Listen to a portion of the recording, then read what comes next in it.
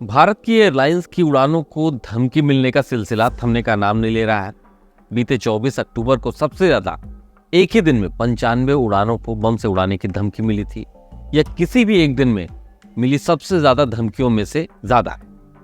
Airlines का कहना है कि जिस तरीके से उनकी फ्लाइटों को धमकी दी जा रही है, उससे मामला केवल भारतीय एविएशन इंडस्ट्री को वित्तीय नुकसान में डालने का नहीं है, बल्कि यह एक तरीके से नेशनल थ्रेट में बदलता जा रहा है। ब्यूरो ऑफ सिविल एविएशन समेत तमाम स्टेट पुलिस और अन्य एजेंसियां इस मामले में जांच कर रही हैं, लेकिन एयरलाइंस का कहना है कि नतीजा तो अभी तक जीरो ही निकल रहा है। इससे लोगों में नहीं बल्कि पायलट और क्रू मेंबर्स में भी पैनिक फैलना शुरू हो गया है। किसी को भी कुछ भी नहीं पता किस फ्लाइट के लिए धमकी मिल जाए। अभी तक गनीमत है कि सभी धमकियां झूठी साबित हुई हैं, लेकिन सवाल यह है कि अगर किसी दिन कोई धमकी सच साबित हुई तब क्या हो। सूत्रों का कहना है कि उन्हें लगता है कि इस मामले को अब सरकार को टॉप प्रायोरिटी में रखते हुए इसकी सघन जांच कराई जाए, ताकि भारत की एयरलाइंस और लोगों को इससे छुटकारा मिल सके।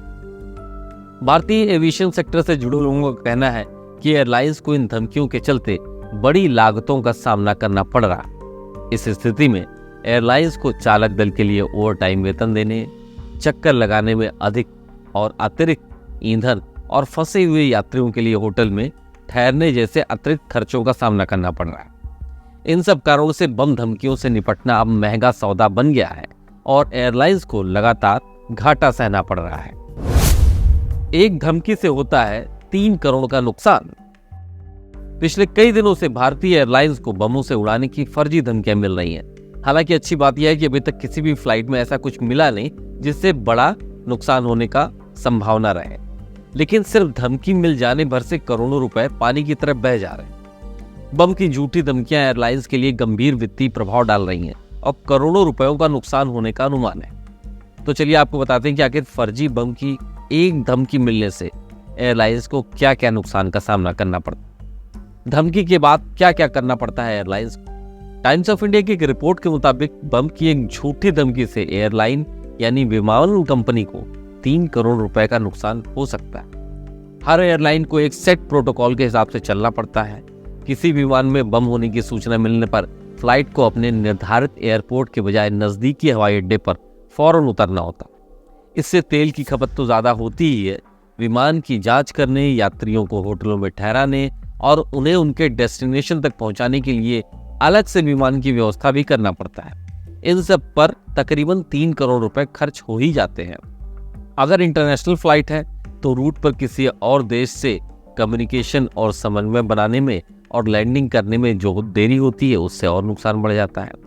बीते 14 अक्टूबर 2024 को एयर इंडिया की बोइंग 777 उड़ान मुंबई से न्यूयॉर्क के लिए जा रही थी।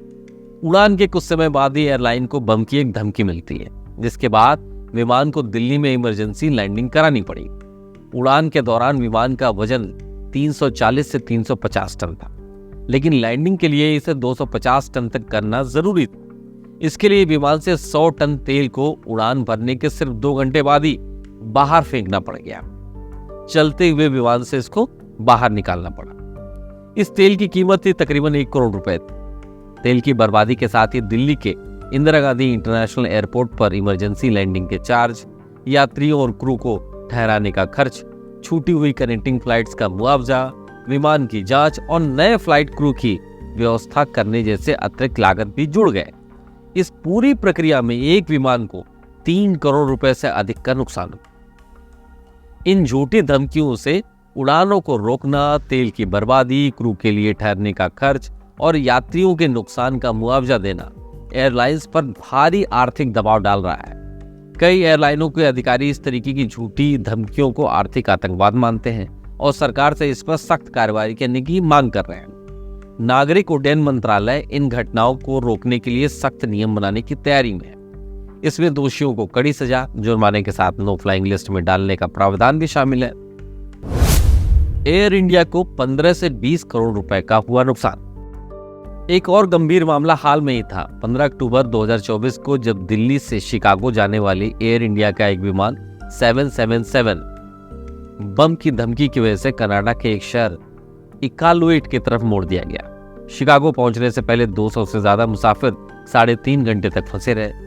जवाब में एयर इंडिया को फंसे हुए यात्रियों को ले जाने के लिए कैनेडियन वायुसेना का विमान किराए पर लेना पड़ा, जिससे लागत और बढ़ गई। रिपोर्ट बताती है कि बोइंग 777 का प्रतिदिन का किराया 17,000 से 20,000 डॉलर के बीच में है और कैंसिलेशन का मतलब है कि एयरलाइंस के लिए भारी वित्तीय नुकसान। रिपोर्ट के मुताबिक इस घटना में कुल लागत 1520 करोड़ रुपए के होने की अनुमान बताया गया है। एक रिपोर्ट के मुताबिक बीते 2 हफ्तों में झूठी धमकियों के चलते सिविल एविएशन इंडस्ट्री को 600 करोड़ रुपए से ज्यादा का नुकसान हो चुका है और यह अभी भी बढ़ रहा है। भारत सरकार की तरफ से इस दिशा में सख्त निर्देश बनाने पर काम चल रहा है। नागरिक उड्डयन मंत्री के राममोहन नायडू ने कहा कि सरकार इस मुद्दे को और अधिक प्रभावी ढंग से संबोधित करने के लिए नागरिक उड्डयन नियमों में संशोधन करने पर काम करेंगे। नायडू ने कहा कि हम इन धमकियों को गंभीरता से ले रहे हैं और जिम्मेवार लोगों के खिलाफ सख्त कार्रवाई भी करेंगे। नो फ्लाइंग लिस्ट में होंगे दोषी। अब आपको बताते हैं कि धमकी भरी कॉल्स आने के बाद से भारत सरकार ने क्या क्या कदम उठाए हैं। पहला कदम यह है कि एयर मार्शल की संख्या को डबल कर दिया गया है।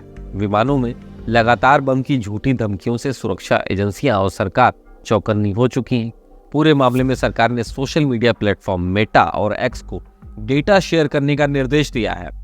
बीते दिनों विमानों को बम से उड़ाने की धमकी वाली झूठी धमकियों को सरकार ने गंभीरता से लेते हुए इसके पीछे के लोगों की पहचान करना शुरू कर दिया है। पीटीआई की एक रिपोर्ट के मुताबिक सरकार ने टॉप मल्टीनेशनल आईटी कंपनियों से भी इस तरह की फर्जी कॉल्स के पीछे लोगों की पहचान करने में मदद मांगी है। रिपोर्ट की माने तो सरकार ने इन झूठी धमकियों के पीछे शामिल कुछ लोगों का पता लगा लिया है और उन पर कार्रवाई भी की जा रही है। गृह मंत्रालय ने भी फर्जी धमकियों को लेकर के एविएशन मिनिस्ट्री से एक रिपोर्ट मांग ली है। CISF, NIA और IB को भी रिपोर्ट देने को कहा गया है। अब तक 250 से ज्यादा बार धमकियां मिल चुकी हैं। ज्यादातर धमकियां सोशल मीडिया पर ही डाली गई हैं। ये लोग पकड़ से बाहर है क्योंकि ज्यादातर मामलों में मास्क VPN का इस्तेमाल हो रहा है और देश के बाहर से ही बैठ करके ये ऑपरेट किया जाता है और सोशल मीडिया प्लेटफॉर्म X और फेसबुक की फर्जी अकाउंट ID बना करके इस तरीके की धमकियां दी जा रही हैं। भारत सरकार अब नियमों में ऐसे बदलाव लाने की तैयारी में है कि ऐसा काम करने वालों को कड़ी सजा और जुर्माने के साथ ही साथ नो फ्लाइंग लिस्ट में भी डालने का प्रावधान किया जा सके। आज के इस बिग न्यूज में फिलहाल इतना ही। ऐसे ही और बड़ी खबरों को जो आप पर असर डालती हैं उनको जानने के लिए, देखने के लिए आप फॉलो कीजिए डेली लाइफ।